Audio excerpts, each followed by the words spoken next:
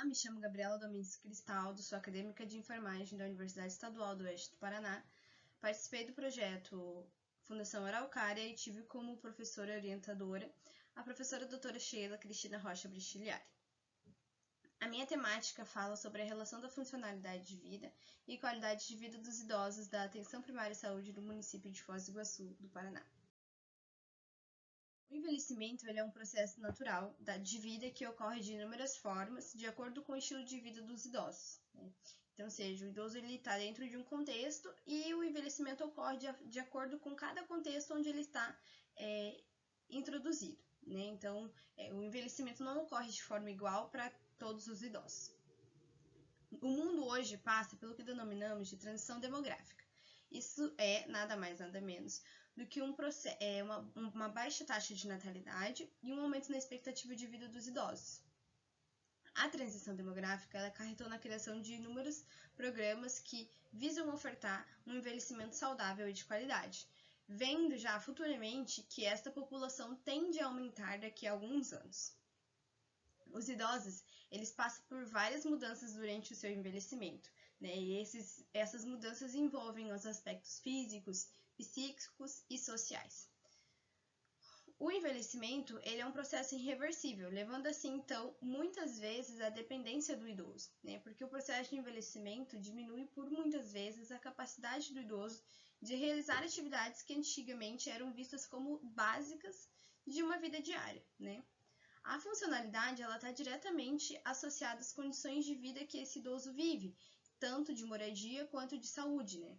Que com o passar dos anos tende a ficar mais restrita, né? O idoso, por muitas vezes, quanto mais dependente ele é, mais dificuldade ele tem em conseguir uma consulta, a realizar atividades que antigamente ele poderia estar realizando sozinho. A qualidade de vida ela é a percepção do idoso em relação às suas condições de vida, né? Um grande marcador da qualidade de vida dos idosos é a sua própria autonomia, né? Que seria a sua capacidade de fazer tarefas básicas. O idoso que depende de outras pessoas, eles às vezes veem a sua qualidade de vida como ruim, né? Eles acabam tendo uma péssima qualidade de vida. Sendo assim, então, o objetivo do meu estudo foi de identificar a funcionalidade e a qualidade de vida dos idosos que são usuários das unidades básicas de saúde aqui do município de Foz do Iguaçu. Então, o estudo ele tratou-se de um estudo quantitativo descritivo, né, de corte transversal, com os idosos que são atendidos aqui no município de Foz do Iguaçu. Ele é um estudo multicêntrico, em rede, denominado Vulnerabilidade e Condições Sociais e de Saúde da Pessoa Idosa na Atenção Primária, instituições de longa permanência.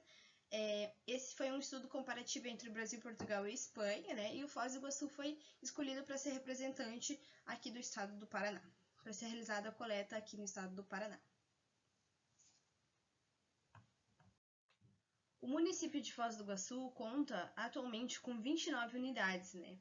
E dentre essas 29 unidades foram escolhidas 3 para estarem sendo realizadas as coletas de dados dos idosos. A escolha dessas unidades ocorreu de forma aleatória, a gente procurou pegar uma unidade por distrito, né? Para que assim a gente tenha uma maior representatividade dos idosos do município. As variáveis utilizadas na coleta de dados foram as de gênero, a de cor, faixa etária, o estado civil do idoso, a sua religião, escolaridade, se é aposentado ou não, se tinha trabalho remunerado, uma renda fixa. E por fim, nós também aplicamos 2 questionários, que seriam um questionário de qualidade de vida, o SF36, e o índice de Bartel, que avalia a funcionalidade dos idosos.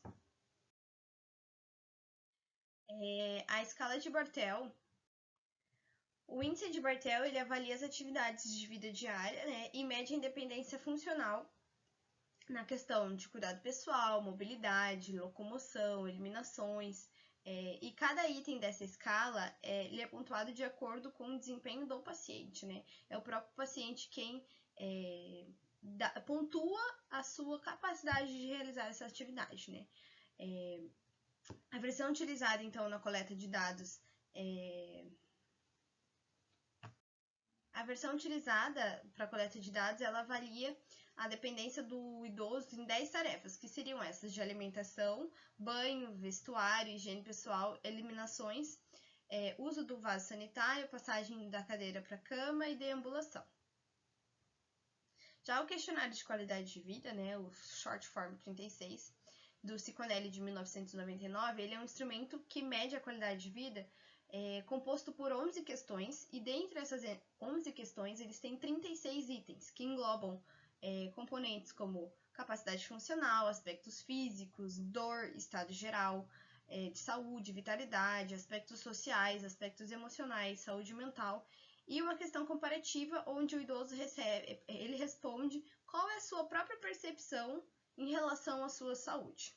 Então, o primeiro resultado que podemos observar do meu estudo é que de 416 idosos entrevistados, 26,7%, que representam 111 idosos, apresentaram dependência quando comparados ao não dependente, né?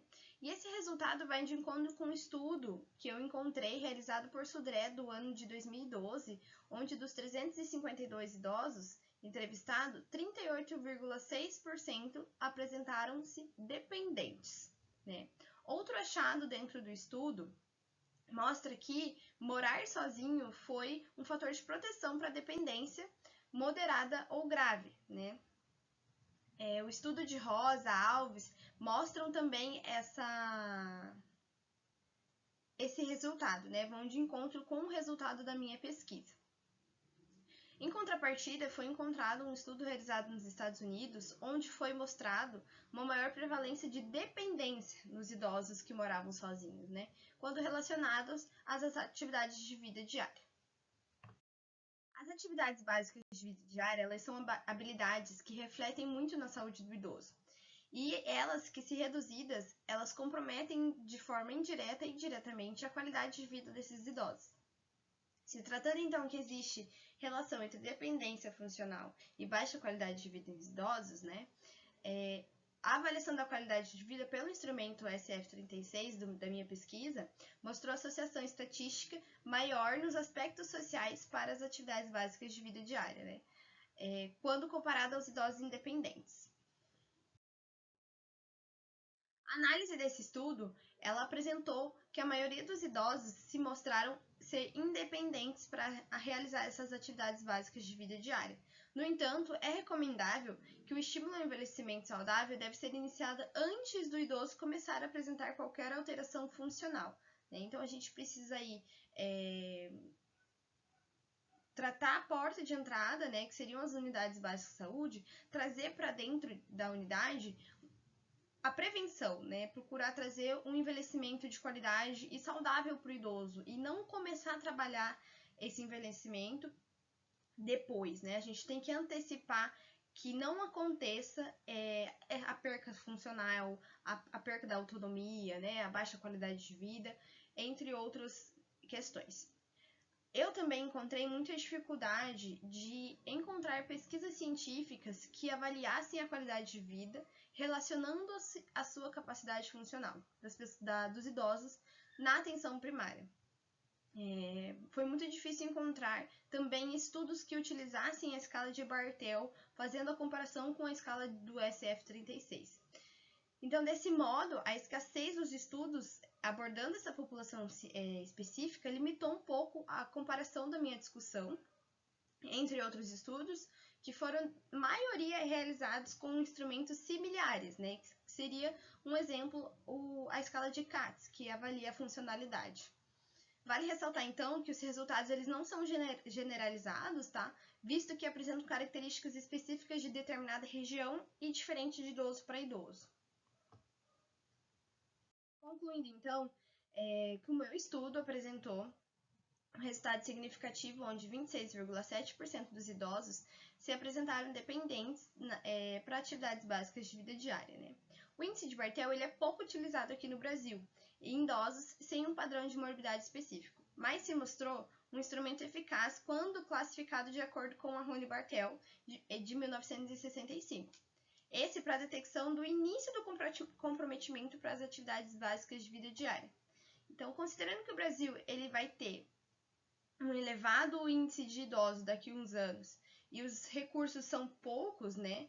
São cada vez mais necessários, se faz cada vez mais necessário ter mais instrumentos que auxiliem os profissionais da área da saúde a oferecer cuidados mais efetivos para esse público que vem aumentando conforme os anos, né? E a gente tem que pensar também nas unidades básicas de saúde que são portas de entrada para a saúde do idoso, né? A fim da gente tentar, como foi citado antes, trazer um envelhecimento saudável e de qualidade antes que ele comece a adoecer, perder um pouco da sua autonomia e não conseguir mais realizar tarefas que antes eram básicas do dia a dia, né? Então, fica aqui o meu agradecimento à Fundação Araucária pela oportunidade da pesquisa, dos estudos e a minha professora e orientadora que me acompanhou nessa caminhada, a professora Sheila. Muito obrigada.